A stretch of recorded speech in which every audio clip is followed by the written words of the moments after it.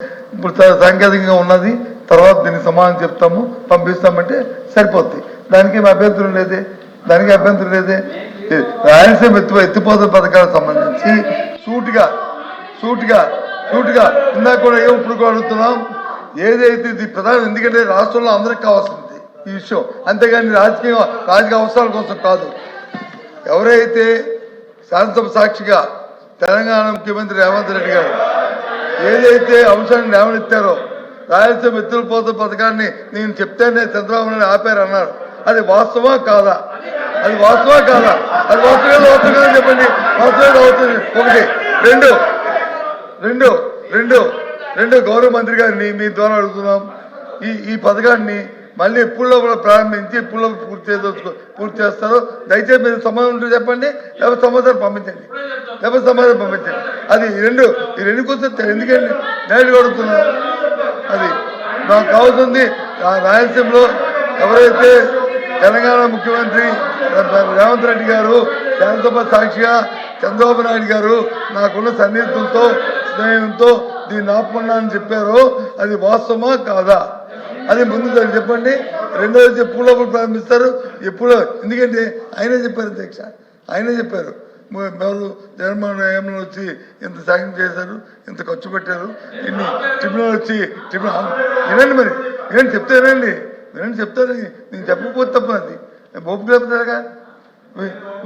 ఆయన వచ్చి ట్రిబ్యునల్ వచ్చి ఆయన ఫైన్ వేసింది, ఆయన వచ్చి ఆపారు, ఇవన్నీ చెప్పారు. అంటే అప్పుడున్న ప్రభుత్వం ఎన్ని అడ్డంకులు వచ్చినా, ఎన్ని ట్రిబ్యునల్ గొడవలు వచ్చినా, ఏదైనా ఆ ఇంట్రెస్ట్తో పని చేయాలన్న తపంతోనే ఆయన కార్యక్రమం చేశారు.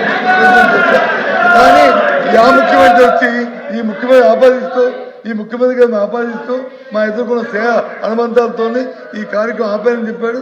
దయచేసి దానికి వివరణ వ్యవస్థగా మంత్రి గారు ఉంటే సమాధానం చెప్పండి, లేకపోతే తర్వాత చెప్తానని చెప్పాలండి. కానీ అడుగుతుంది అది. ప్లీజ్ మంత్రి గారు. ధన్యవాదాలు అధ్యక్ష. ఇప్పుడు గౌరవ సభ్యులు అడిగినటువంటి ప్రశ్నకు ఎంత సమయమైనా సరే మేము చర్చించడానికి సిద్ధంగా ఉన్నాం. రైట్ ప్లాట్ఫామ్ మీద రమ్మన్నాం. ఆల్రెడీ నిన్న రేపు కూడా దీని షార్ట్ డిస్కషన్ కూడా ఉంది. వాళ్ళు వాకౌట్ చేయకుండా ధైర్యంగా వచ్చి కూర్చోమని చెప్పండి. ధైర్యంగా వాస్తవాలు విని ఓపుకుండి సమాధానం వినేంత వరకు ఉండమని బొత్స సత్యనారాయణ గారిని మీ ద్వారా కూడా రిక్వెస్ట్ చేస్తున్నాం. రేపు వాకౌట్ చేయకుండా లాస్ట్ వరకు ఉండమని చెప్పేసి అడుగుతున్నాం. కమిట్మెంట్ అడుగుతున్నాం. నెంబర్ 1. నెంబర్ 2, నేను చెప్పింది ఏంటంటే ఏదైతే ఈ క్వశ్చన్ నేననే కాదు, నిన్న మా అధికారులు కూడా అంతా కూడా ఈ క్వశ్చన్ మేము కూడా చూసాం. ఏదైతే రాయలసీమ ఎత్తిపోతల పథకం గురించి ఇంతకుముందు మాట్లాడారో దాని మీద నేను క్లారిటీ ఇచ్చాను. ఈ క్వశ్చన్లో ఇతర రాయలసీమ ఎత్తిపోతల పథకాలు అంటే రాయలసీమలో ఉన్నటువంటి లిఫ్ట్ ఇరిగేషన్స్ ఏవైతే ఉన్నా అవన్నీ ఇందులో వస్తున్నాయనేటువంటి గౌరవ సభ్యులు రాయలసీమ ఎత్తిపోతల పథకం గురించే మేము ఇందులో అడిగామని చెప్తున్నారు. కాబట్టి ఖచ్చితంగా దాని గురించి కూడా నేను వాళ్ళకి ఇందాక నేను చెప్పింది సరిగ్గా వాళ్ళకి గలాటా వాళ్ళు సరిగ్గా అర్థమైనట్టుగా లేదు. అందుచేత రెండవసారి మళ్ళీ వాళ్ళకి చెప్పదలుచుకున్నా. ఏదైతే చాలా క్లియర్గా అలాగే అధ్యక్ష, ఇప్పుడు ఏదైతే గౌరవ సభ్యులు అడిగారు అధ్యక్ష గారు మాట్లాడారు, ఏదైతే పొరుగు రాష్ట్రంలో ఉన్నటువంటి అదే ఒక నిమిషం ప్లీజ్ సార్ గౌరవ సభ్యులు బొత్స సత్యనారాయణ గారు మాట్లాడారు. నేను ఆన్సర్ చెప్తాను అధ్యక్ష. గౌరవ సభ్యులు బొత్స సత్యనారాయణ మాట చెప్పారు. ఏదైతే అక్కడ ముఖ్యమంత్రి రేవంత్ రెడ్డి గారు మాట్లాడారు అని చెప్పారు. మరి అదే రోజు అక్కడ ఉన్నటువంటి హరీష్ రావు గారు కూడా మాట్లాడారు. ఆ రోజు 2020 సంవత్సరంలో ఎన్జీటీకి మేము వెళ్ళి రాయలసీమ ఎత్తిపోతల పథకాన్ని ఆపాము. ఆపడమే కాదు, హరీష్ రావు గారు కానీ అది ఇంకా అక్కడ ఉన్నటువంటి టీఆర్ఎస్ నాయకులు కూడా చెప్పారు అధ్యక్ష.